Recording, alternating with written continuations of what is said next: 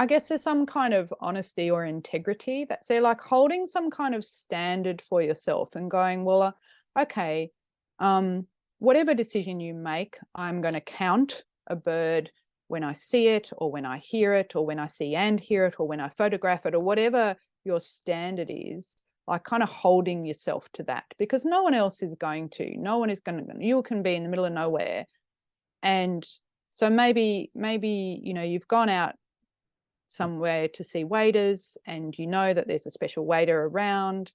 You could go out there and you could say that you've seen that bird when you haven't, or you could see something that you thought maybe could have been that bird, but you're not 100% sure. So it's holding yourself to a standard and going, no, actually, I haven't seen that bird, so I can't count it. Or maybe that was it, but I really didn't get a good enough look at the underwing or whatever it is. Well, hello everyone, and hope you're doing well. Thank you for tuning in to another episode of the Birding Today podcast. We're going to jump right into the episode this time around, but before we do, just want to remind everyone that if you do want to support the show, you can, from $3 a month, either on Patreon or via the Buzzsprout payment platform. If you enjoy the show, it definitely helps with distributing it on all the different platforms, and just keeps it ticking along. So thanks very much. This is a fantastic episode. They're all fantastic, but definitely this one is up there. So have fun, whether you're driving or just doing the washing up.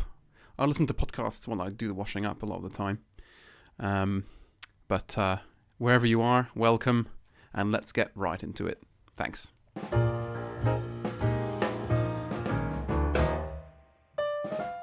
Hello everyone, and welcome back to another episode of the Birding Today podcast, where birders come together to discuss the joy of birding.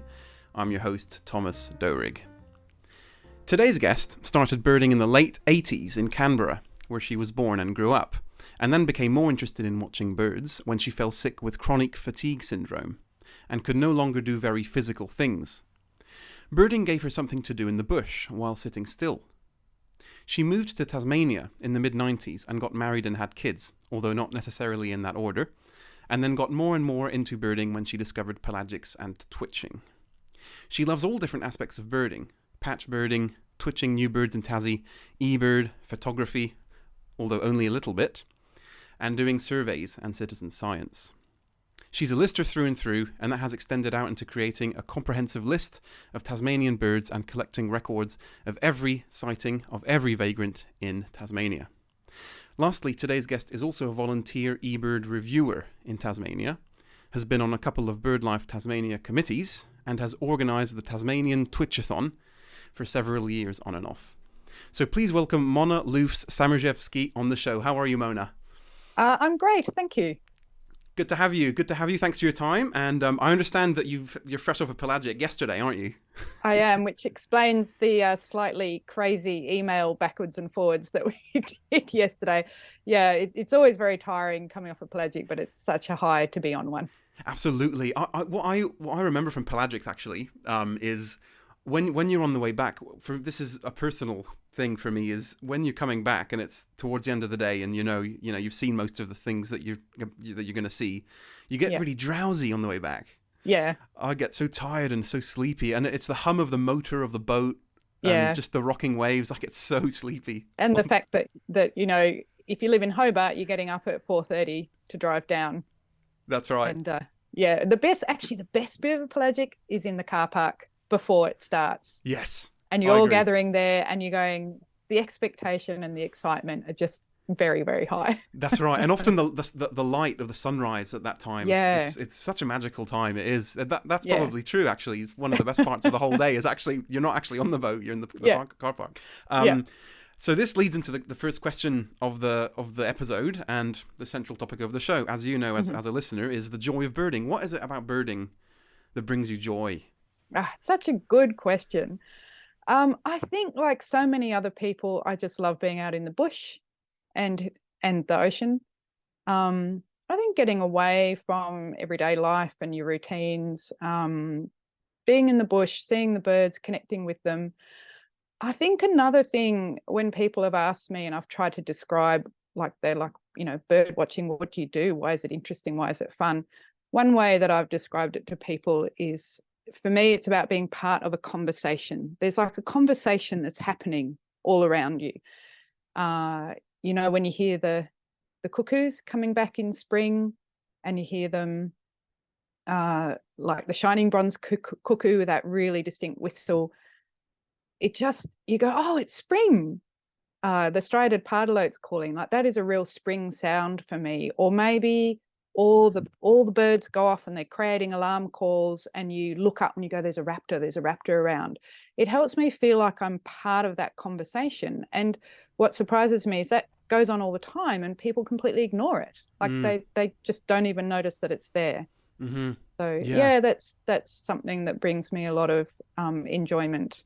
Amazing. It's interesting what you said about birds marking time. That's true, isn't it? I think it's a bit less true in Australia, though, than when you look at other parts of the world where, the seasons are more distinct, in, like, for example, in Europe, when everything freezes in winter, and then the bird life and the soundscape of the birds changes radically in spring. Yeah. I think maybe in Australia there's a bit less of that, do you think? Probably a bit less of that, but out of Australia, probably more of that in Tassie than other parts of Australia. So I really notice, nowadays, more than when I was first in Tassie, I notice how much it empties out over winter. Right. Like, we just lose probably half of our birds. They all piss off to the mainland or, further north, or, the waders are going all the way to the northern hemisphere. So we lose the waders and the cuckoos and the swallows and wood swallows and swamp harriers and even grey fantails and pardalotes and owls.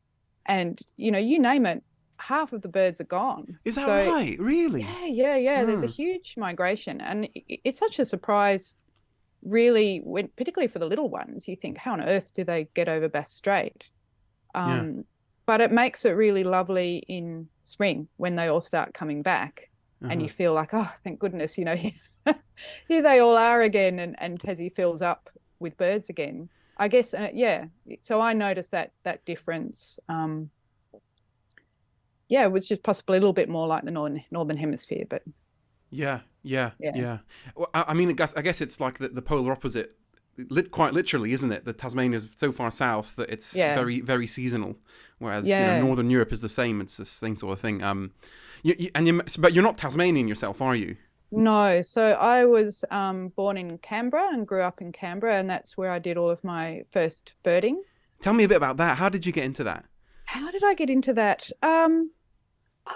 It's really hard to pinpoint, actually. I think it was a lot of little cumulative things that just built over a really long period of time. Yeah.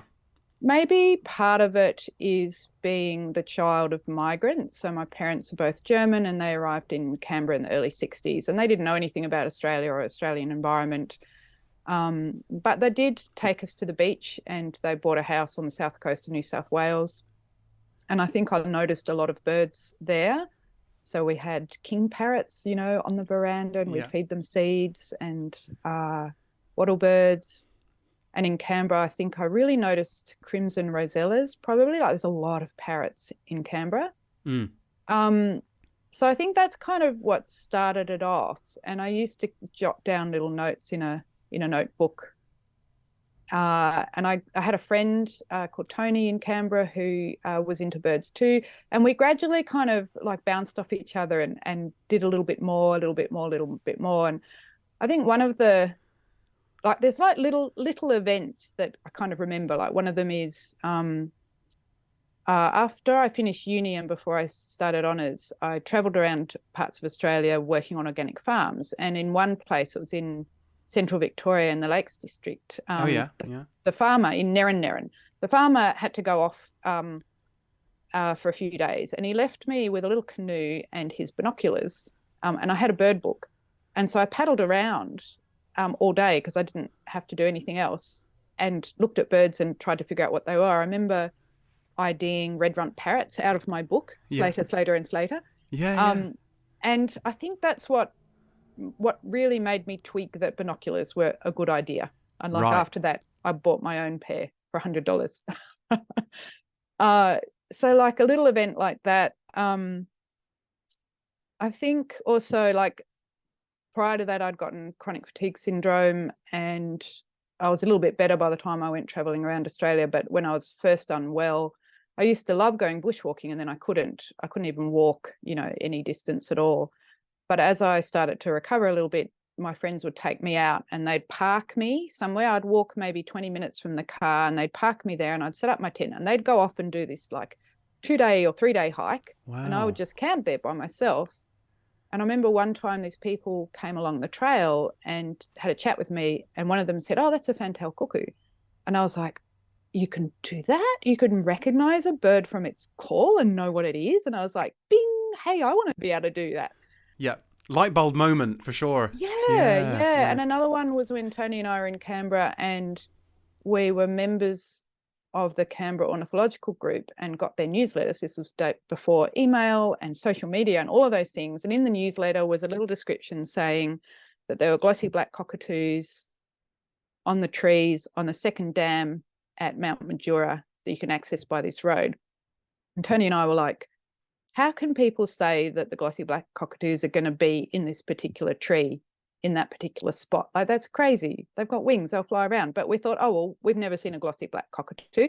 We'll go and see if we can find them. And we followed the instructions and went to the second dam and looked at the trees, and there were glossy black cockatoos. And we were like, wow, you can do that? You Yeah. can like pick a bird and know where it is, someone can tell you where it is and you can go and find it. It's like, Uh-huh. wow.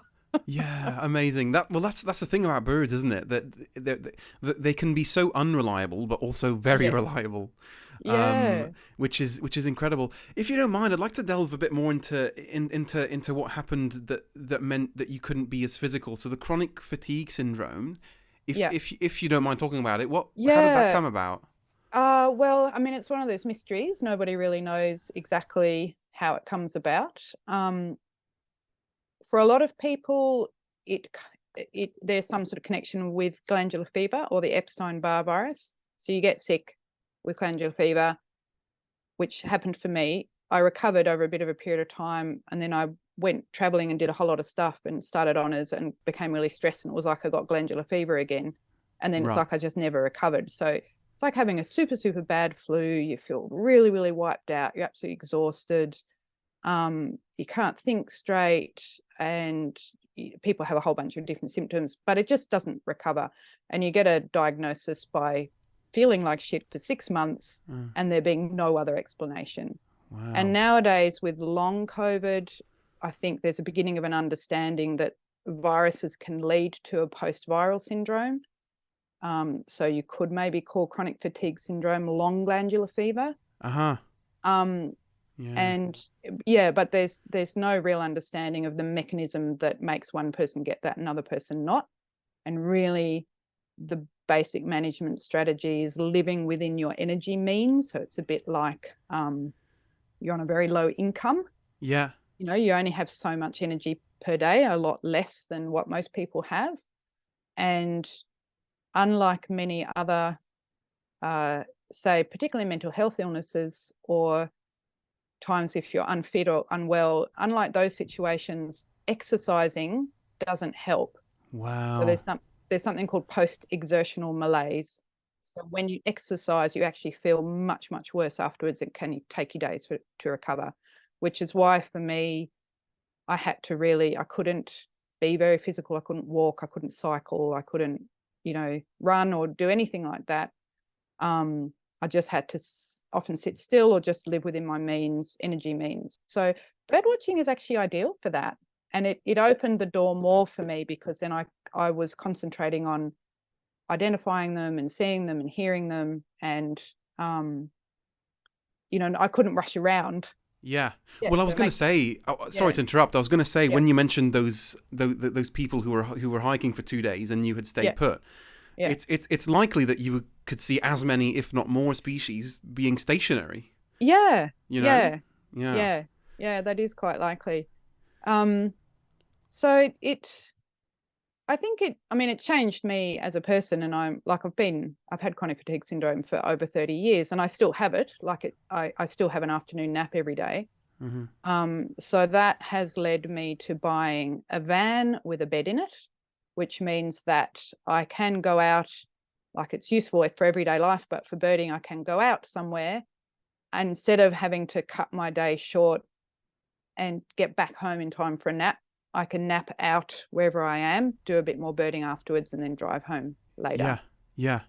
And even stay overnight, I suppose, in some cases, right? Yeah, I haven't done that yet. I had the van for about 6 months, but I haven't overnighted yet. But that would be eminently possible. Yes. Wow. That's really interesting. That really is interesting. Yeah. So would you say that the way that you bird is quite different from the norm? That's a difficult question to answer. I mean, because I don't know what I would have been like if I hadn't gotten sick. Although I did rush around rather a lot. Like I was quite energetic, sort of type A, active kind of person. And that's really slowed me down. I think that one of the things that made me think about with birding is that maybe there ought to be some kind of what do they call it with horse riding when some people have weights and other people don't?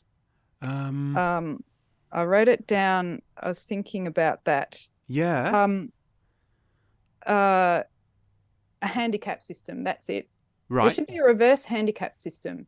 So for anyone who's got a chronic illness, a job, and has dependents, they should get an extra bird each, like for each of those things, extra species each. To make up for it. To make up for it. Yeah. Interesting idea. No, interesting. And I mean, do you think birding as an activity, both in Australia and globally, do you think it's sort of a vague question, but do you think it's done well to be inclusive for people with disabilities? Or is there a way to go still? It really depends what sort of birding you do, I think. I mean, I really, really enjoy twitching, and there's a little part of me that is super, super competitive in this tiny little area of my life. Like, generally, I'm not competitive about things. Right. But, it's actually quite fun for me anyway, to do a year list or go on a Twitchathon or, like try and get a high number and all of those things. That can be quite fun in its own way, but it doesn't lend itself to like having a disability, I guess, like, because I can't push my energy like I used to. I couldn't do a 24-hour Twitchathon anymore now. I can't function on lack of sleep. Yeah. So in that way, that aspect of birding, I think, is not very forgiving. Like you just really have to thrash yourself if you want to do all of those sort of things.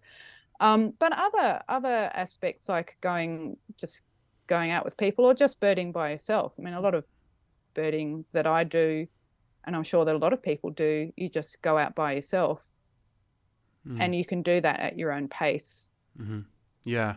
And to your point about, doing those big Twitchathons and, in some cases, you hear about these crazy itineraries that birders come up with, like 24/7 birding. It's like, it's, and that's amazing. And I'm the first one to jump up and down with excitement at that notion. But, you don't want to push yourself until you don't enjoy it.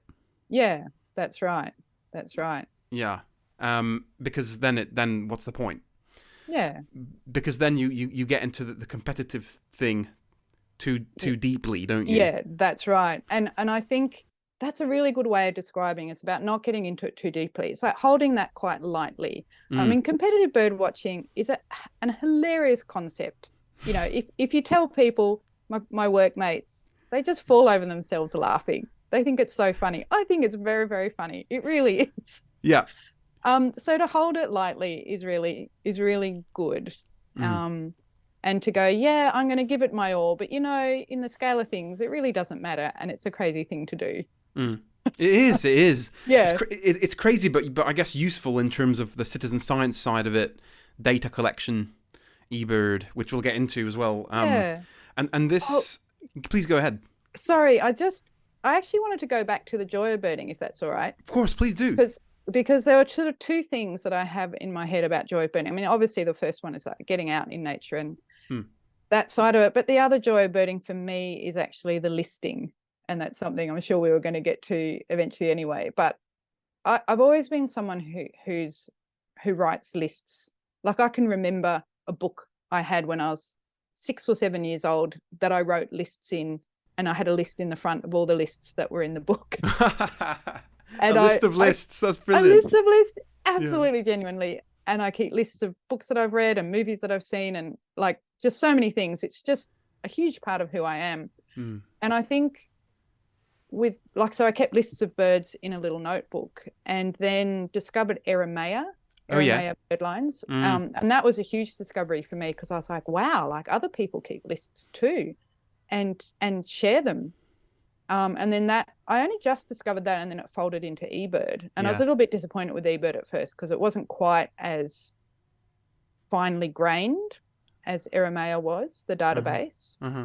Because you could put information in Eremia, you could put in the information about a location, and like it showed a little alert if it was the first time that species of bird had been seen in that location, you got a little alert. So there were some things that Eremia did that eBird didn't. But that's so long ago now, and I'm so deep into eBird that I've sort of forgotten about that. But I probably spent about a year going through my little notebook and typing up all my lists into eBird. Right. That's historical lists, right? Yeah. And met another birder in Tassie who had done the same thing. And I was like, wow, I feel normal. Yeah. Yeah. It made me go, I think I found my tribe. That's it, isn't it? That's the whole, it's a very human thing, isn't it? A very human need to belong to a tribe.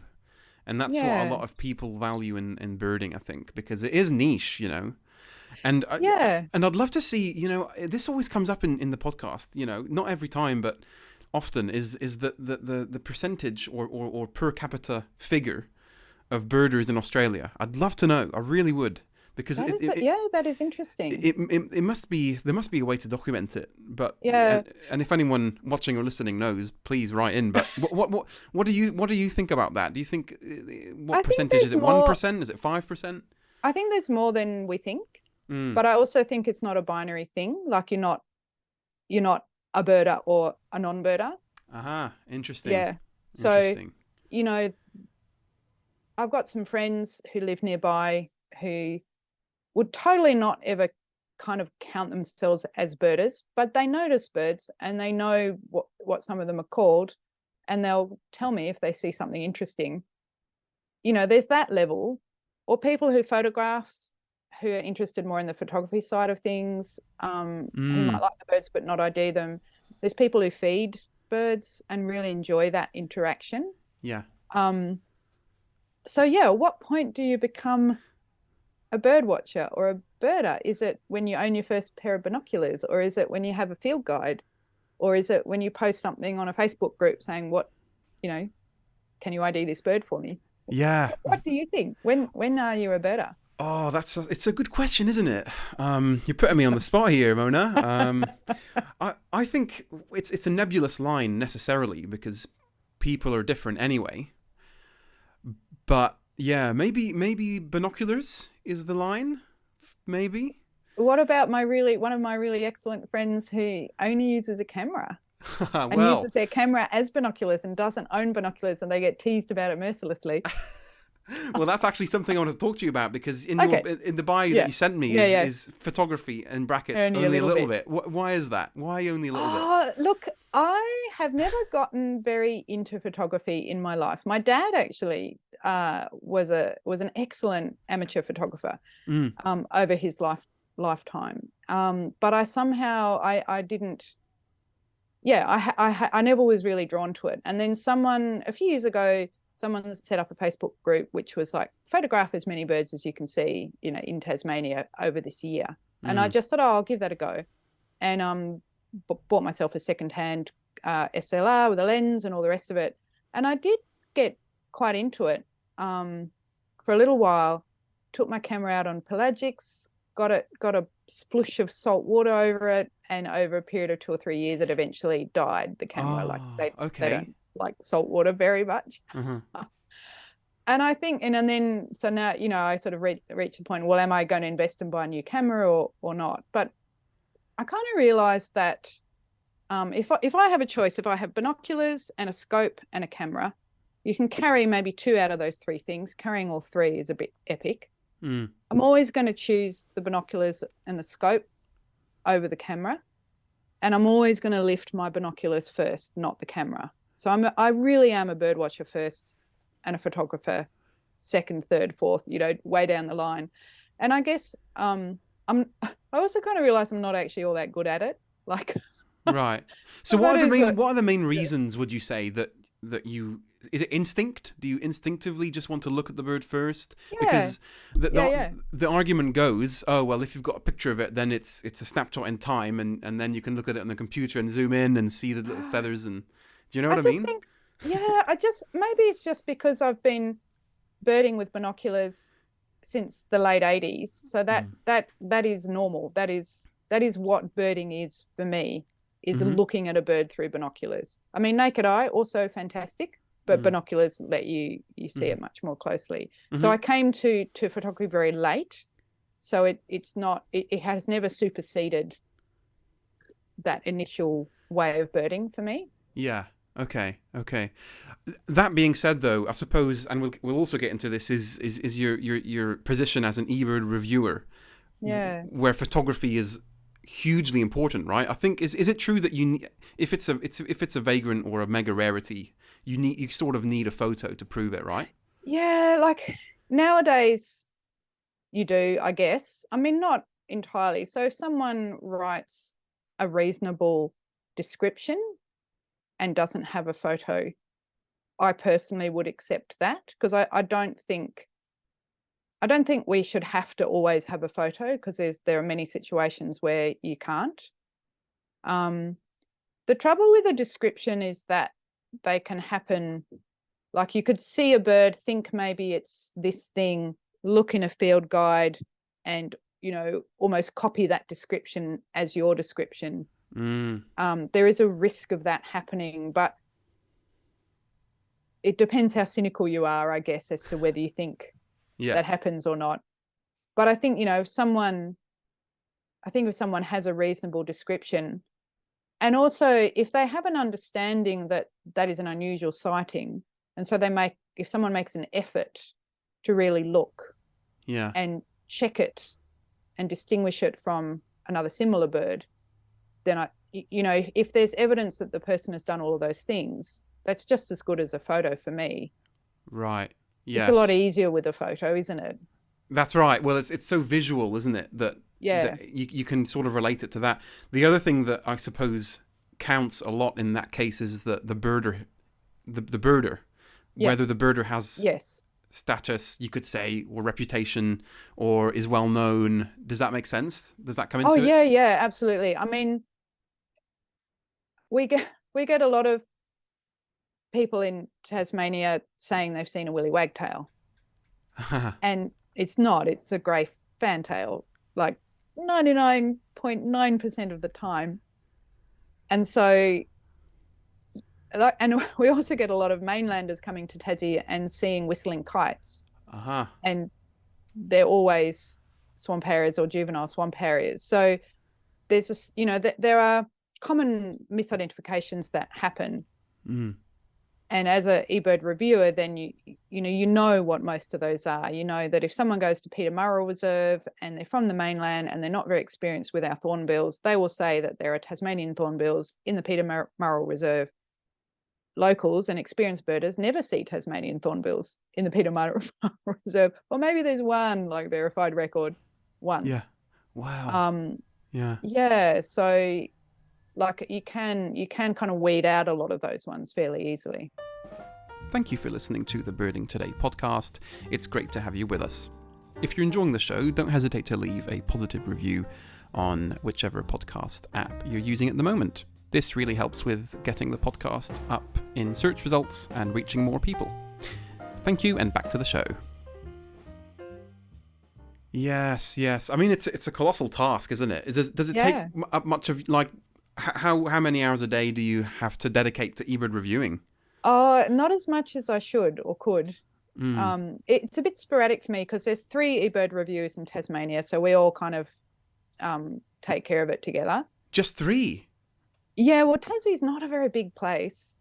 Wow. There's not a huge number of birders, and like what I will do, I will admit to doing this, is that every night I actually look at every single list that has been logged in Tasmania for that day.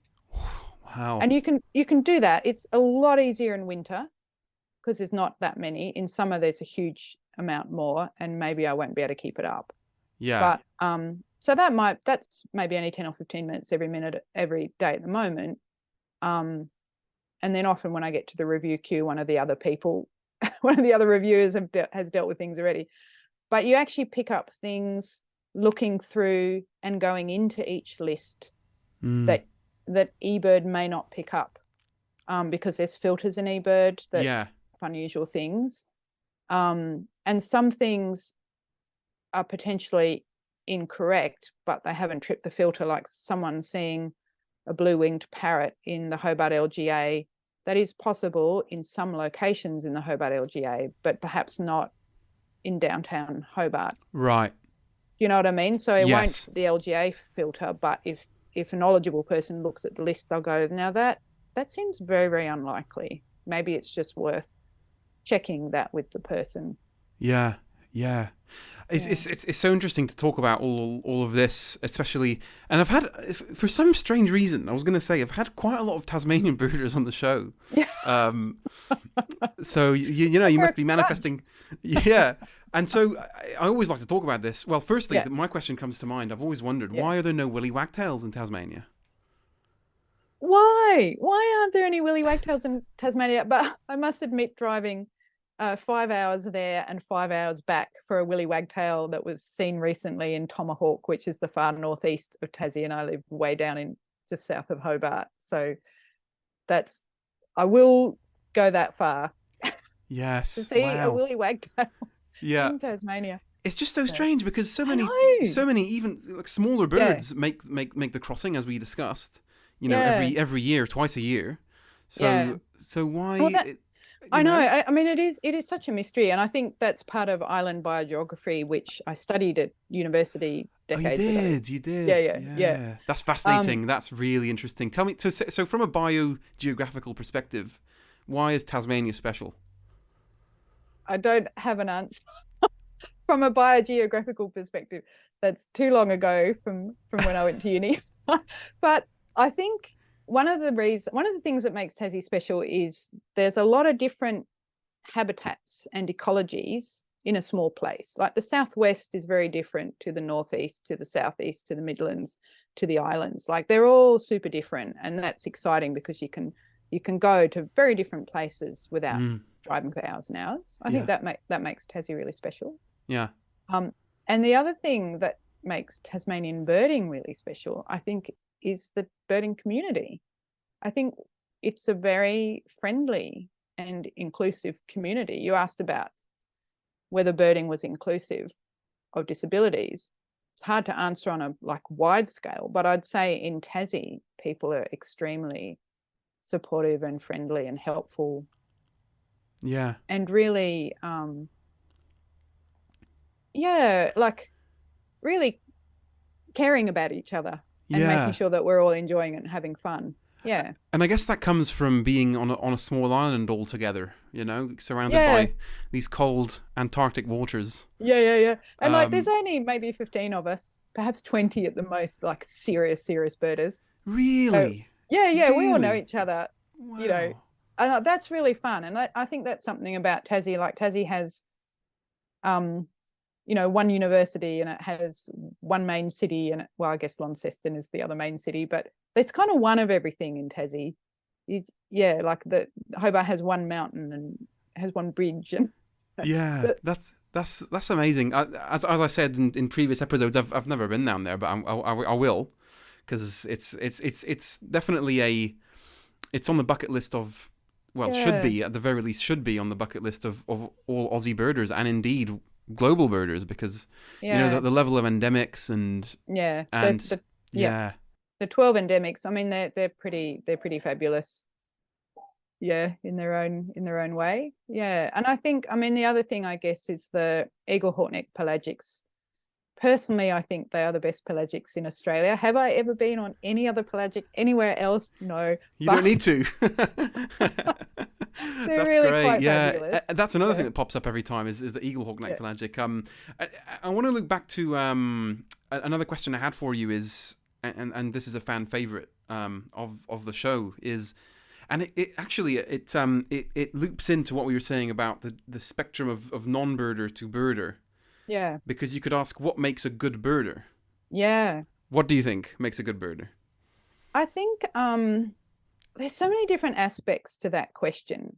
So one of the ones that I tell myself at the beginning of every year is to see what I actually see and not what I want to see Uh-huh. when I'm looking at a bird, because I'm quite prone to getting a bit overexcited and thinking something is something amazing when it isn't. So like actually genuinely looking and listening. Hmm. So I guess being observant and methodical and kind of learning the field marks, Mm-hmm. all of those things. I mean, having really good eyesight and hearing is also pretty Mm. handy to Mm. be a good birder. I guess there's some kind of honesty or integrity that's there, like holding some kind of standard for yourself and going, well, okay, whatever decision you make, I'm going to count a bird when I see it or when I hear it or when I see and hear it or when I photograph it or whatever your standard is, like kind of holding yourself to that, because no one else is going to, no one is going to, you can be in the middle of nowhere. And so maybe, you've gone out somewhere to see waders and you know that there's a special wader around, you could go out there and you could say that you've seen that bird when you haven't, or you could see something that you thought maybe could have been that bird, and but you're not 100% sure. So it's holding yourself to a standard and going, no, actually I haven't seen that bird, so I can't count it, or maybe that was it, but I really didn't get a good enough look at the underwing or whatever it is. Yeah. Do you think most birders are like that? Yeah. I Mm. think most birders do hold Mm. themselves to a high standard. Mm. Um, and I think it's pretty obvious when someone doesn't. Right. How so? Um, because you like, I guess even though it's something that you do by yourself, Mm. I mean, you could bird completely by yourself, keep notes in a notebook, and no one would ever know. But if you share your stuff in any way, then if you put it on eBird or on Facebook, whatever, it becomes apparent whether you are actually seeing the things that you say you're seeing or not. Right. Like we had someone come to Tassie and log a lot of eBird lists that really made me go, this is kooky. Like every list was super long. Like most lists in Tassie 20 species, 30 species is pretty good. 40 is like outstanding. Yeah. You don't have big lists in Tassie. They're quite small. Mm-hmm. So if someone is logging 40 to 50 species at every single site that they go to, you're going, something is not right here. So you can, if you're familiar with your local birds, you can tell if there's, and Yeah. I guess someone who is doing things a bit differently for whatever reason. Yeah. I see exactly what you mean. Yeah. Yeah. And the fact is, there are people like that. Yeah, not very many, but Mm. yeah. For sure. I Um, mean, it doesn't take many though to disrupt a little bit of the yeah, balance, in the yeah, community, if yeah, if that makes sense. yeah. Um. And being another thing about being a good birder is trying to find the right balance between sharing and looking after the bird, I guess. Right. How do you You mean? know, well, if lots of people go to one place to see one bird, there is a risk that that disturbs the bird. Mm-hmm. However, if and I guess I'm talking a lot about twitching, I guess more than just general birding. Yeah. But even with general birding, staying behind fences and not flushing birds, and all of those sort of things come into play. But if there is a special bird around, if you only tell a select few people, then that bird isn't going to get much attention and perhaps will have a happier time. However, if you tell a lot of people, you don't know, you may know that some people will be careful, and you don't know maybe whether other people will be. But then if you don't share birds that you see, then other people won't share the birds with you. So there's some, you have to kind of set up some kind of reciprocity with that, if that makes sense. Yeah, it absolutely makes sense. Yeah, and I think that comes into play in eBird when a rarity is reported, that sometimes the location's hidden. Yeah.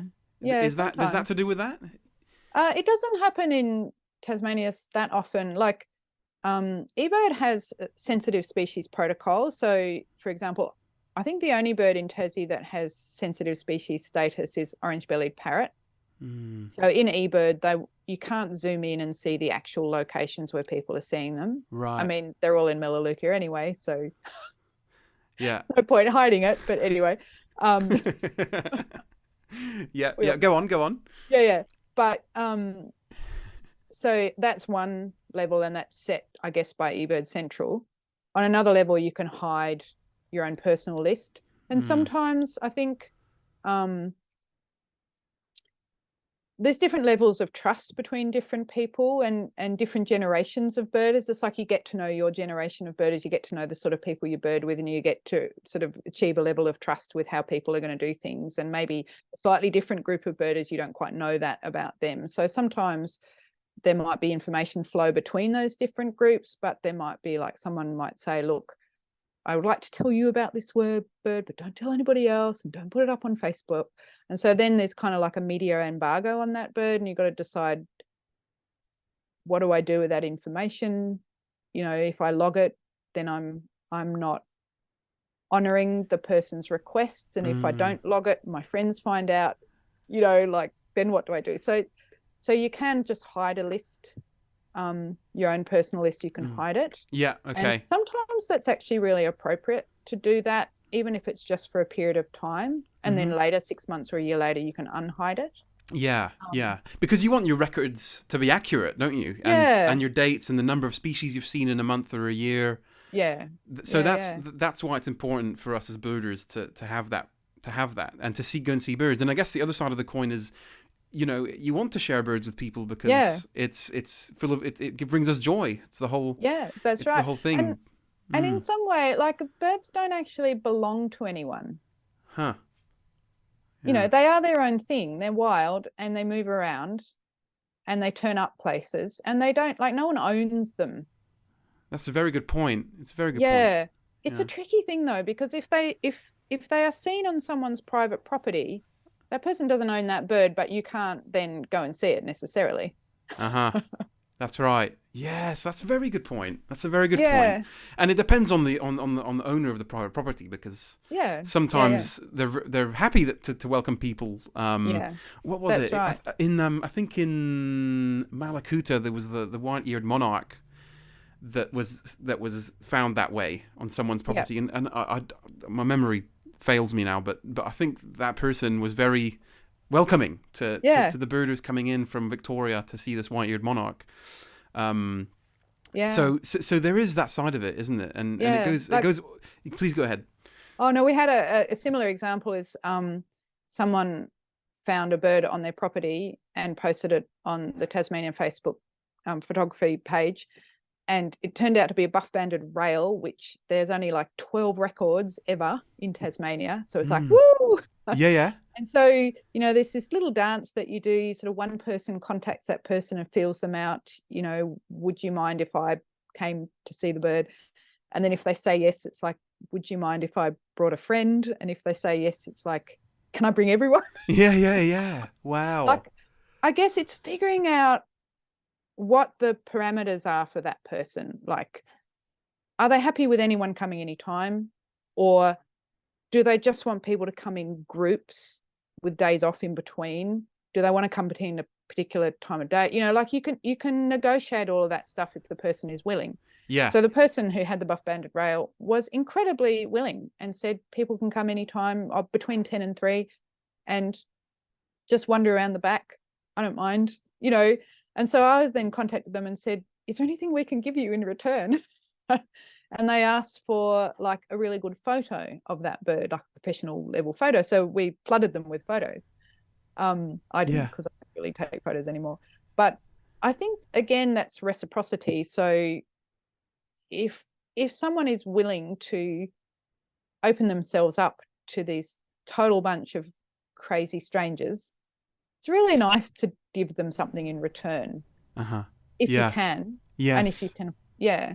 For sure. And the amount of square hectares in Australia that's on private property that has amazing habitat on it. Yeah. Mind blowing. There's so many. The area of land. Yeah. For birding potential that's on private property is massive. And the thing that does my head in is there's probably amazing birds that get seen by people that the birders never hear about. That does my head in. Yes. You never know. You don't know what's happening. Yeah, you never know. And I think for me, like going back to listing and what brings me joy, I think that part of birding for me is a collection. Is like, I think I got the collecting gene. Yeah. Some people really like to collect stuff, you know, and other people don't really. Yeah. And I funneled that collecting inclination to collecting experiences rather than stuff. Yeah. So, you know, some people collect little owls or whatever, and then you've got rooms full of them. And what do you do with them? You just have to get a shed or another room or another house to put them in. But bird watching, you can collect experiences, or you can collect ticks on a list, or you can have a collection that doesn't involve physical things. Yes. Yeah. I guess an analogy to that, I've started to get very much into butterflies up here in awesome. Cairns. And learning about that world is crazy because you actually can collect physical butterflies, can't you? Yeah, and that's different, isn't it? It's going out of fashion now, of course. To have the actual, drawers and stuff. But that just bleeped to my mind when you mentioned the collecting aspect, Yeah. And I mean, I guess bird watching, I mean, there was the whole egg collection side of things, wasn't there? Of course, yeah, that's right. The olden days, which people don't do so much anymore. Yeah. Well, that was a tangible collecting thing for birds, wasn't it? And I guess the closest you can come to saying, "Oh, I collect birds," is when you put them in a museum and you taxidermy them. But but a photograph. I mean, I guess photographs are that as well. You can have a collection of photographs. And when I was taking photos, I did make a collection of all the Tasmanian birds that I'd seen and got a photograph of and put them in taxonomic order and and had it as a collection. But I guess, like, for me, again, the photography is really about a record of that bird. It's not like, I would be perfectly happy with a record shot.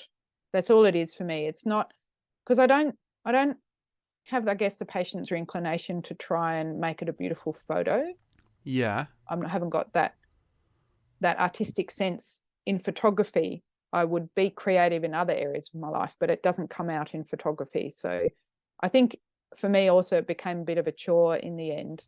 Yes. You're taking a gazillion photos and then you have to edit them and crop them and save them and put them places. And I like putting them in my eBird lists, but it's a lot of work. And I would do that amount of work on other things. I'd rather spend that time reviewing, being an eBird reviewer, or I've got a collection, like another collection of all the vagrant sightings in Tasmania going back as far as I can find. Wow. Because for me that's quite a useful thing. So if someone like buff-banded rail turns up, I can go, I'll look at all the things that I found about buff-banded rails. So I've checked the Tasmanian Bird Report, so various different journals. There's databases, eBird, Bird Data, the Natural Values Atlas. I haven't looked at iNaturalist very much. There's personal community, just stories that people tell. Like, all of the records, say, of buff-banded rails in Tasmania are going to be scattered amongst all those different places. Mm-hmm. And if I can gather them all up together, I can go, okay, well, they were seen a lot around this time, and then they haven't been seen for ages, and now suddenly there's like 4 different sightings in Tassie, all in within the space of 2 months. Like, what's going on? That's really interesting. Yes. So you're compiling things. That's but I enjoy the compiling process, and I'd be perfectly happy to then hand that over to someone else to do some research with it, I guess. Yes, or clean it up. Yeah. A little bit of me is going, oh, wouldn't it be, actually that would be interesting to try and figure out, like, what are the conditions that lead to buff-banded rails turning up in Tassie. But there's like my primary interest is in making that collection of those sightings. Yeah. And it's a secondary interest to then do something with that.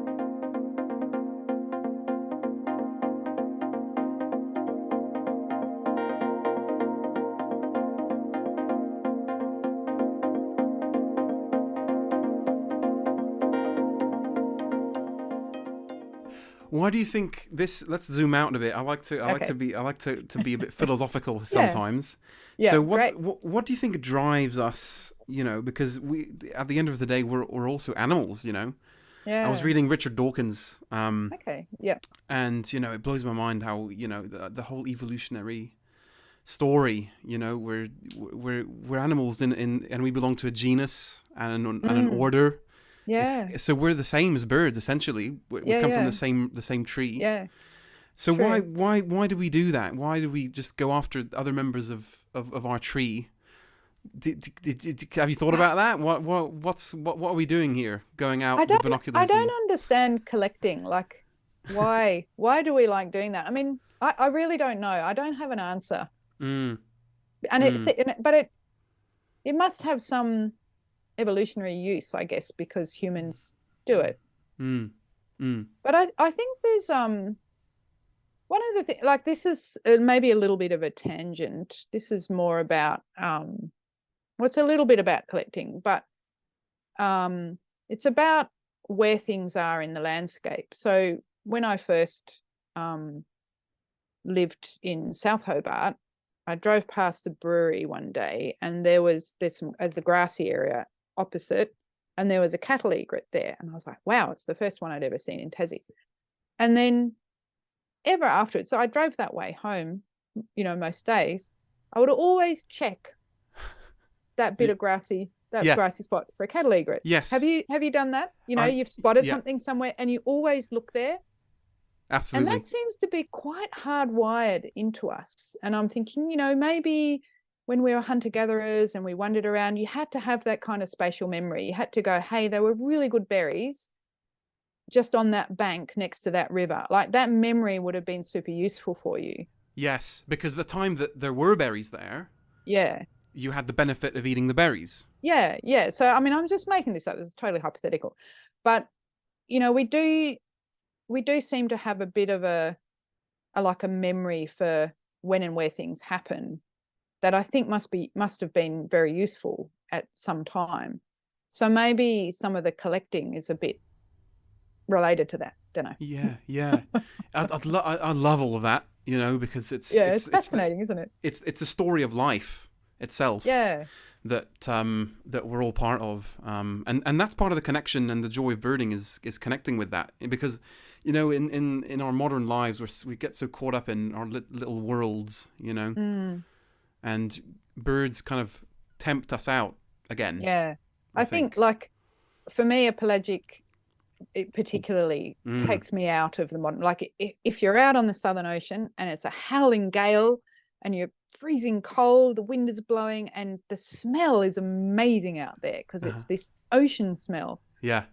And the albatross make this really weird noise, and like, you're just like, wow, you're so out there, and it just, that wind blows everything out of your head that you were worrying about. Yes, that's a great way to put it. It really is. And you just focus like, I'm in my happy place, I'm counting albatross. That is like so cool. Yeah. Yeah, Yeah. no, it's absolutely that, and even just the environment itself, as you said, the wind and sometimes the waves go a couple of meters above the where you are. It's Yeah. crazy, absolutely, yeah. And on that actually, is another topic of the show that I love to touch on every time is, and I think we already have a little bit, is the Mm. group birding versus solo birding. Mm. Because it's a very different type of birding. It really is. It Yeah, really it is is. different. Do you have a preference whether you go out on your own? If you had a day to yourself, and you say, Yeah, okay, Mona, you have one day, you can do whatever you want. Would you go birding alone, or would you get a friend? probably go alone. Hmm. Yeah, I mean, for me, like I can go at my own pace, Yeah. and managing the chronic fatigue syndrome and the energy, that's important. Hmm. I think, just to modify a question a bit, if I just had a day of birding with no particular targets in mind, probably birding by myself would be what I'd do. Hmm. If I'm going on a twitch, I would much prefer to go with someone else. Right. And part of that for me, part of it is energy management. So if you liken if you say a human being is like a phone, and when you've got chronic fatigue syndrome, you're a phone with a really, really crap battery that Hmm. needs plugging in a lot and doesn't hold its charge. When you can see your battery going down, you're going to have to close some of your apps. So I'm going to close direction finding app. I'm going to close having a comprehensive conversation app. I'm going to close decision making app. I'm going to close a bunch of apps so that I can keep open the apps which are looking really hard for birds and identifying them, and keeping an eBird list. So I can do a lot better if I'm with someone else. Yeah. And also, to be honest, burning fossil fuels is something that I do think about, and birding is really, really can be quite bad for the environment in terms of driving long distances, burning fossil fuels to just go and see a bird and come back. So I'm going to do whatever I can to share that with someone else. I have started to feel worse about going out by Yeah. myself. We do have an electric car, but it has a very bad range. Yeah. It's that's a good point you Yeah. bring up. Actually, it's quite what's the word? I want to say oxymoronic. Yeah. That birders usually are quite conservation I focused, quite know. ecological, but then they drive That's right. sometimes 600 kilometers to see Yeah, a little bird, and then back again, so I 1200. know. Yeah. And I think the days of say, doing a world big year, I think we won't see many more of them. Oh, interesting. Personally, I think we can't keep doing that sort of thing. And I in a way, COVID was interesting because it brought everyone into their Mm. local area. Yes. And so patch birding and LGA birding actually really, became quite important.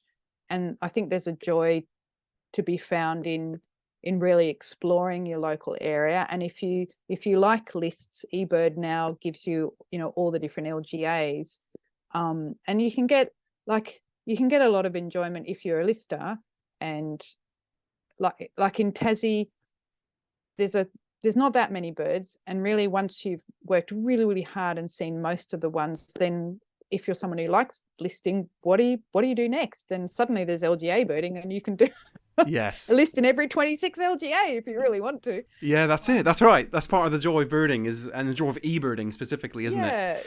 Yeah, That's but the flip side of that, even if you're not a lister, is kind of going, well, there's a lot of joy to be gained out of getting to know your area and exploring that, and mm, remaining a bit more local. And then that doesn't, yeah, you're not maybe traveling huge yeah, distances.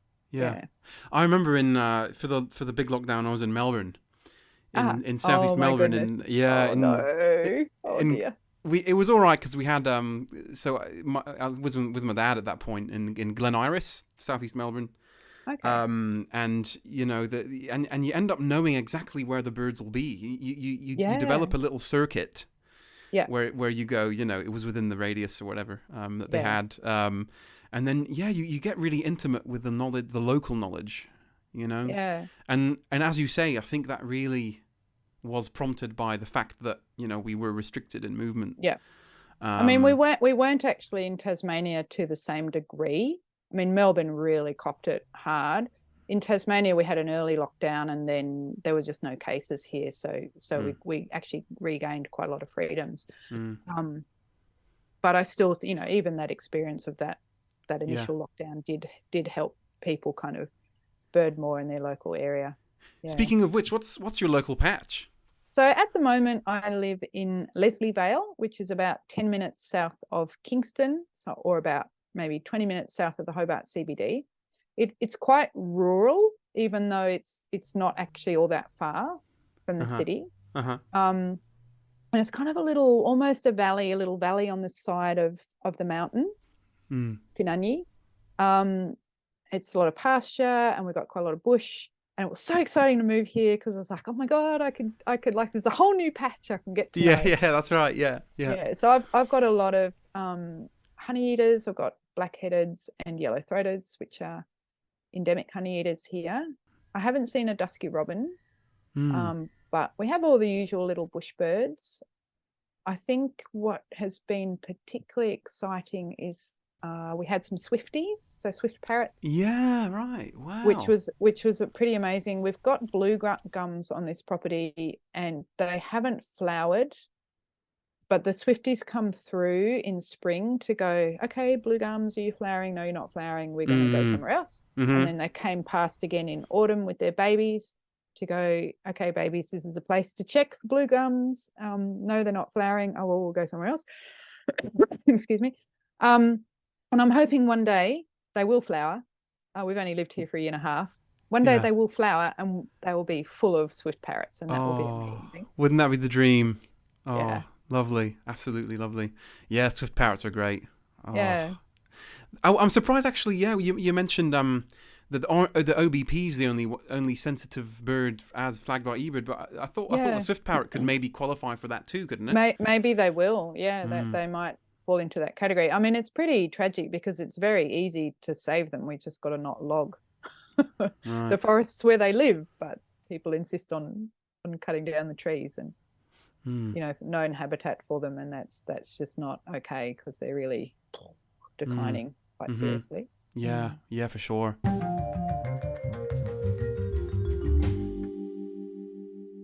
I want to go a little bit into sort of your sort of work and engagement and involvement in bird surveys and citizen science and the Tasmanian Twitchathon as well, because yeah. So you seem quite a leader, if I may say so, of the Tasmanian birding scene.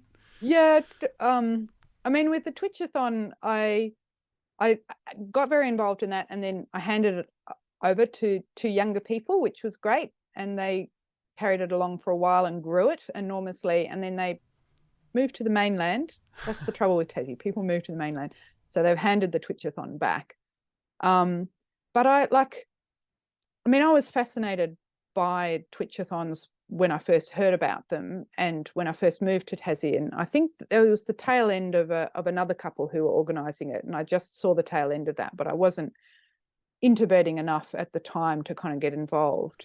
Yeah. And then maybe 5, 6, 7 years ago, there was a Twitchathon on Bruny Island, and I was like, oh wow, there's a Twitchathon. Okay, maybe I'll actually give this a go. And I asked a few people, because you had to have a team, and people already had teams or they didn't want to.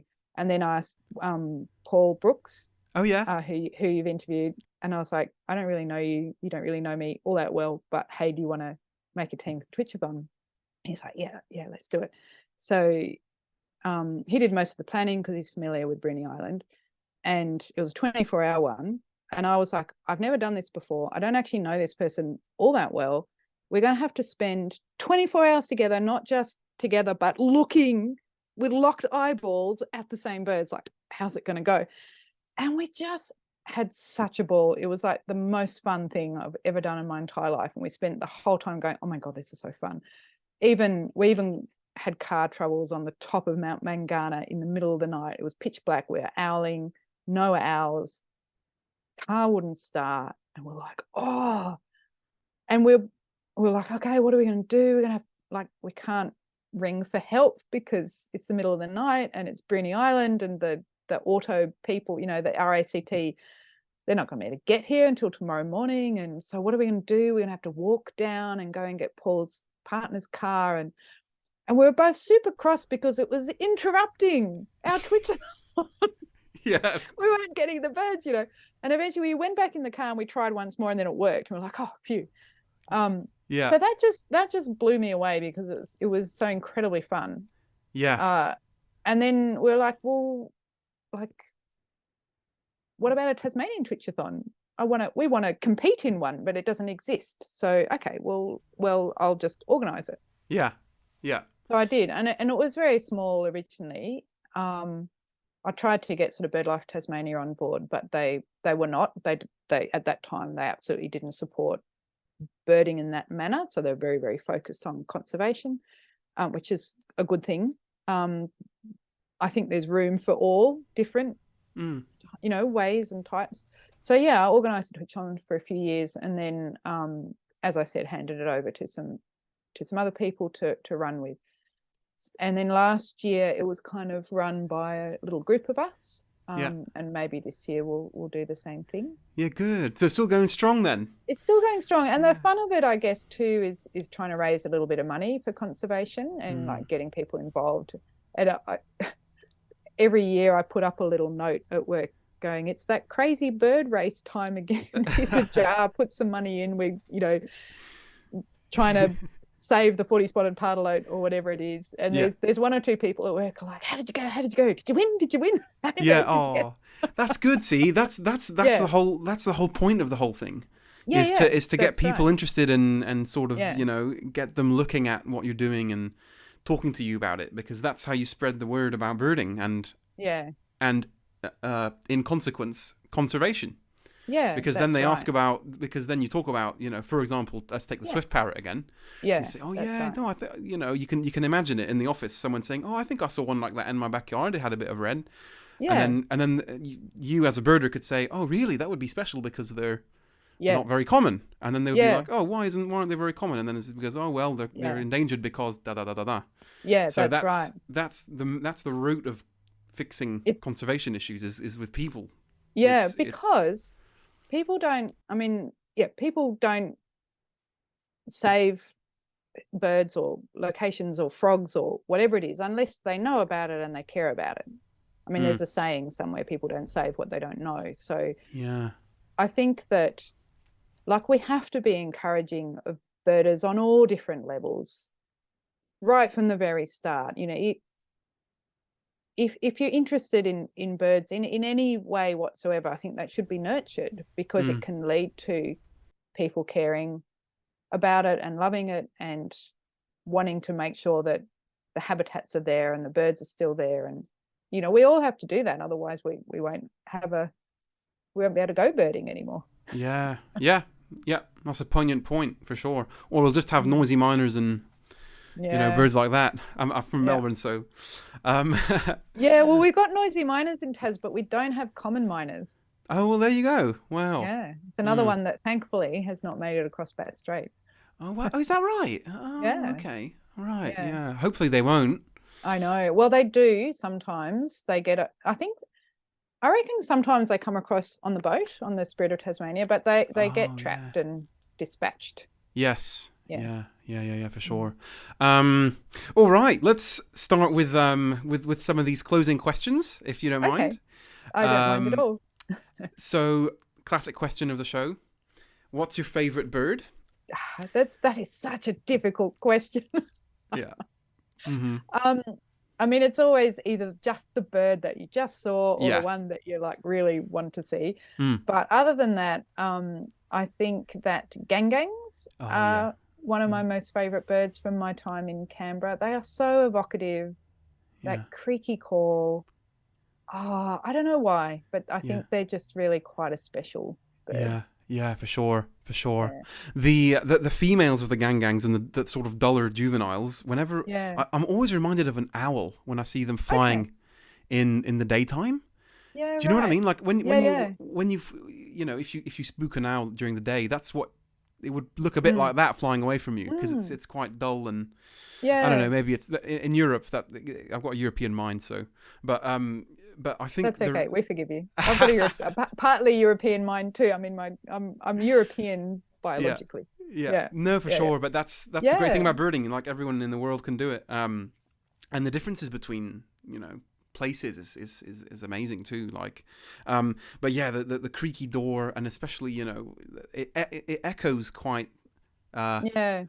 significantly especially in the cold Canberran Yeah. woods. They're And very. I did some work in the Snowy Mountains years ago, trapping the pygmy possum. Oh yeah, yeah. So it kind of reminds me of being up in the high country a little bit as well. Beautiful. Yeah. Yeah, yeah. Yeah. And do you And have? it's, Yeah, please go ahead. oh no, it's just touching back on European birding. I think it's really, really interesting to bring, like, to see that crossover too, between, like you were referring to earlier about the huge migration you get in Europe and the snow, and I guess like bird feeders and stuff like that Yeah, being that's very big huge, in huge Europe difference. Huge and difference. America, and then in Australia the official line being "Thou shalt not feed birds in any manner," has been that for a long time. It's Yes. really quite interesting how different that It is. really is, and it's funny Yeah. because the RSPB in the UK, for Mm. example, encourages it actively. Yeah. To Yeah. Yeah. hey, it's a tough time of year for the birds. Buy Yeah. these seeds for this bird and this. And there's so many different, instruments of Yeah. like bird feeders that are like this big, and others that you can put on the window. That's strange, and I guess I don't know why. Why would you say that there's a difference with that? Because it's not the birds were fine without our bird feeders for Yeah. millions of years. So why is it okay to feed them I in don't know. winter I mean, now? there's such a big concern, I guess, in Australia about the impact on the birds and getting dependent on it and not feeding them the right food, and like, But why is that not the case I in don't the northern I don't hemisphere? know. I mean, Strange. maybe I just wonder whether that, very, very cold winters just make you really go, look, how could they possibly find, or not how could they possibly find anything to eat, but it's really obvious that if you provide them with food, it's going to help them in that situation. I mean, I think in Australia, people do feed birds all the time. Yeah. Lots and lots of people do it. In fact, there was a woman who did a research project on it, and got people to like write down what they fed, and like providing water bowls and everything. And there's a massive percentage of people who do feed birds, probably more than that would call themselves birders. And I think that you're far better off acknowledging that people are going to do that and giving them examples about how to do that well than trying to stop them, because they're going to do it anyway. Yeah. And if you're trying to stop them, you're telling them that you're bad and wrong for doing that thing. You should do it this way. And whereas if you say, look, it's fantastic that you're feeding birds, and you're having a really great relationship with them, you can look after them even more if you make sure it's clean, or you feed them this food, or because bird feeding is for you. It's not for the bird. Like, it's your connection that you're nurturing, I think, to a great Yes. degree. And a byproduct of that is the bird being satiated and fed. Yeah. I Yeah. suppose. So yeah, I mean, this goes back to nurturing people's interest. Yeah. So if you don't have any sort of relationship with any birds at all, then you're not going to care. But if you do have some sort of relationship with them, Yeah. then maybe you're more likely to care. And I think the other thing it goes back to is the fact that a lot of this, again, happens on private property, on verandas that overlook a eucalyptus woodland that nobody else sees apart from the owners of the house. Yeah. So you don't know, people. No. We don't know how common it is, Yeah. But it really is interesting. It really is, and I guess to your point, it's the climate is a bit milder here. Yeah. But I have seen, I think in the past I've seen, these sort of solutions or mixes for honey eaters that you can make. Yeah. Which I'm not sure how good that is for them, but yeah, I think actually probably in Australia what is almost bigger is providing water. I think that, that is really important and generally pretty good to do. Like, if you don't clean the water bowl out at all, it can, I think, spread disease or get really mucky or be bad for the birds. But if you're providing water and it's relatively clean, then I think you are doing birds a good service, and that is going to perhaps be required more as the planet gets hotter and drier. And that, in Australia being such a dry continent, that's maybe something that, again, I think a lot of people do actually do. Yeah. And that is being promoted. I think that is actually being promoted to. Yes. No, that's a good point about the water, for sure. And I guess to wrap that thought up is that there is a negative side of that, I guess, insofar as the birds start to frequent a place very regularly. So if there are any, especially if you're in a suburb, and if there are any cats around, that's feral cats, I understand, are a huge problem in Australia. Well, having a water bowl on a pedestal and having some shrubs where they can the smaller birds can go into, like having just a bowl out in the open with nothing around it. You'll get maybe butcher birds and large aggressive birds that can protect themselves in that environment. So if you wanted to attract little birds, you need to have some cover and have a way to stop cats from catching them while they're there. That's a very absolutely good point. Yeah. See, it's so multifaceted, the whole thing, because you spoke about plants just then, and it's because the reason we need good plants is that the little birds prefer specific plants that are dense so they can hide in. It's also interlinked, It is, isn't it? Yeah, absolutely. A couple more questions before we wrap up. So do you have a dream bird that you've got in your mind that you want to see one day? What comes to your mind? Well, probably a few. Like in Tasmania, on a pelagic, I would really like to see a Chatham albatross. Oh, it's about 10 years between drinks. And I just missed one last year. That's like super sad. Yeah. It's kind of more exciting for me to see, say, a Chatham albatross in Tasmania than it would be to see it on Chatham Island. Yes. Because yeah. I do care a lot about my Tasmanian bird list.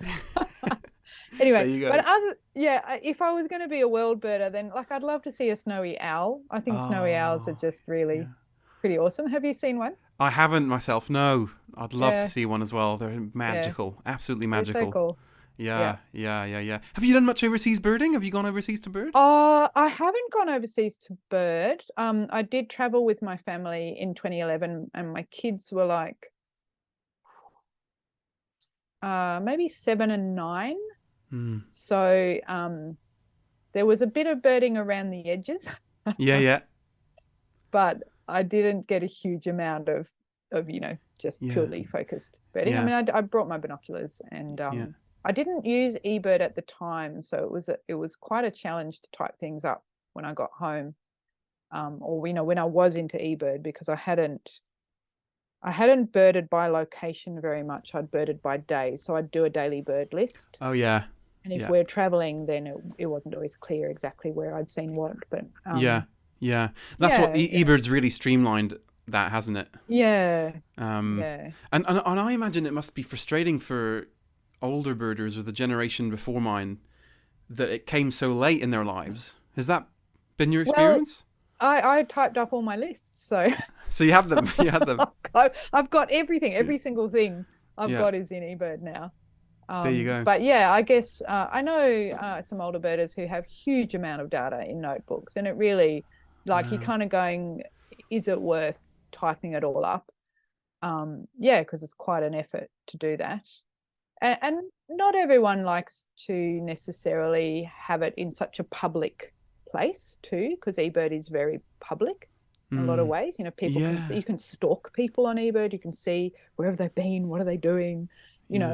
I like the fact that in eBird, lists don't come up for at least an hour after you log them. Oh yeah. So I think that reduces that feeling that someone could actually, see where you are, or see where you actually are and find you. I mean, I think that it's good. It's horrible to have to think like that, but it's good to have a few safety features like that in place. Just going back to the favorite bird question, blue petrel is my favorite Yeah. pelagic bird Uh-huh. Oh, because they are beautiful. so little and zippy. It took me such a long time to actually see one. And they look like Fabulous. crayons, and they're not. Oh, so beautiful. There's so many pelagic birds that just Yeah. they make you dream about faraway islands, you know. And Yeah. You really must come down to Tassie for a look at an yes, pelagic. Please do yeah, that one day. I'd love to. I'm trying to fit it in, like, and Yeah. it goes back to what we said about the modern craziness of life and you know, just It having to do so much. Yes, and it's the work life birding family, it's that balance between all of those things. I mean, there's been times when I've birded too much Mm, and neglected other mm, things. mm. So getting that balance right is important. Have you ever heard of the term birding credits? I haven't. You haven't. No. That's probably it's one that gets used by parents a lot. So if you've got a family and you've got kids, to take time away from your family to go and do something just for yourself feels a bit self-indulgent, and it can be a bit of an ask, Yeah. to your partner in particular. So Yeah. you have to feel like you have put in your family to get the credits to be To able earn the credit. to earn the credits to go off and spend birding. So Yeah. sometimes I'll talk to other birders who are in a similar situation. I mean, I'm coming out of that phase now because my kids are in their late teens, early 20s. Yeah. So they couldn't care less. In fact, they're quite happy if I'm away on a pelagic and out the way. But, you'll go, I'm thinking of going up for the willy wagtail. Do you have enough credits to take a day off from your Wow. family? Yeah. Yeah. It's like, no, I've decided I'm not going to go on the pelagic. I'm not going to go on a double header so I can get some credits because I really want to do blah on that day. So Yeah. that's a way of kind of getting that work-life balance right. And also negotiating with your partner, if they're not a birder, how much. Which is my case, you know. My wife isn't a birder, but we Yeah. both enjoy nature, of course. We're both Yeah. but you used the word self-indulgent before Yeah. describing your desire to go out birding, but maybe that's the wrong word because Maybe it is. you need that, you can't deprive yourself of what your passion is, Yeah, I think that's right. I mean, particularly around parenting, you need to look after yourself so that you can look after your kids. Yeah. I guess it can become self-indulgent if you are like constantly chasing birds and that's taking you away from your family. If there's a tipping point, and that's going to be different for different people in different situations and different times. Yeah. But I think like it can just feel like that sometimes. Yeah. When you're taking time away from your family. Yeah. Because it's something that you're doing for yourself. Yeah. It could be anything. You could be going to yoga or whatever it is that brings you joy and replenishes you. Just because it's birding doesn't mean it's self-indulgent. But good pickup. Yeah, no. But I just it's really important to talk about that as birders because we don't. And that's partly why I did this podcast and I started it up because we're usually all out in the field looking at being distracted by everything that we don't actually talk about the birding itself. Yeah, it's interesting, isn't it? Yeah, for sure. All right, I have one more question that was on the list, and then we'll wrap up. I'm interested always in this one. Is what's your dream destination for birding? If you could go, anywhere. Where'd you go? I think I do tend to think very Southern Hemisphere and very Australian because I guess I've kind of written off big overseas trips. I don't know why. I just at the moment in my life they feel too hard. But I think probably in my neck of the woods, getting down to Macquarie Island, I think would be pretty awesome, and seeing all those penguins and I'd love to do that. That would be amazing. Yeah. How would you get down there? Have they got regular trips? Yeah, there are. Like, you just have to have a spare 10 or 20 grand. As you do, yeah, for sure. That's all. But I think there's some that leave from New Zealand and they do all the subantarctic islands. Yeah. yeah, and then get down to Macquarie and come back up. I mean, that if I could do something that included all of that, I mean, I probably would see a Chatham albatross Yeah, if I did that, which would be amazing. I'd be very excited. absolutely. Yeah. Yeah, and that I think that has a lot of appeal. Yeah. It, just one last point. I think just with you mentioning that is the birding can become quite expensive if you get Yeah, really into it and you want to get the best gear and well, the gear yeah. for one There's a point is limit. the thing. Yeah. Yeah, there's a limit to the gear. I Yeah. mean, like if you have a good pair of binoculars and a camera, if that's what you're interested in, and a scope, then you've got everything. I for my 50th birthday, I asked people to donate to my scope buying fund. I love that. Really. Wow. I did, and That's a my good idea. parents gave me some money, and I scraped together, and I got a Swarovski scope. I got the best one Oh, I could possibly afford, they're and amazing. I love it. Yeah. Every time I look through one of them, I'm like, Oh my how is this God. happening? It's just so high definition. Yeah. And I took it down to Orielton, and I spent an hour with a flock of godwits going, oh my God, you can like see their eyelashes. I don't think they even have eyelashes, but if they did, you could see them. They're Yeah. just so amazing. And I like my eyes were just watering by the end of it, because I literally spent an hour just staring down or a couple of hours. Yeah. Because every other time I'd ever gone anywhere, it's always been with other people, and they'd shared their scopes with me, which Yeah. I'm so grateful for. People are so generous with that. But actually having your own scope and being able to go by yourself and look through it as long as you want Yeah. was just absolute revelation for me. It's so amazing. Yeah, So absolutely. I think yeah. I meant to be closing this, but it keeps going. Sorry. I think no, I love it. I love it. I love it. This is the point. Yeah.